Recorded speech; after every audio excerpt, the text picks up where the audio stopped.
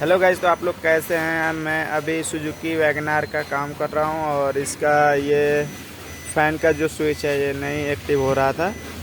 तो ये अभी इसको मैं चेंज किया और एसी का भी स्विच एक्टिव नहीं हो रहा था, तो इसको मैं अभी डीके चेंज किया, आप लोग देख सकते हैं।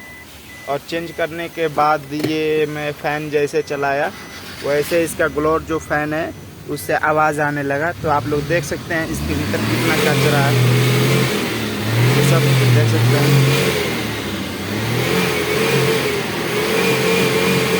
इसके कारण आवाज़ आ रहा था ग्लोर फैन से, और इसका एसी का भी स्विच काम नहीं कर रहा था और फ़ैन का भी। तो मैंने इसका डीके ही चेंज कर दिया, इनको बनाना नहीं मिलेगा, टूट गया था, तो इसलिए मैं इसका डीके चेंज कर दिया।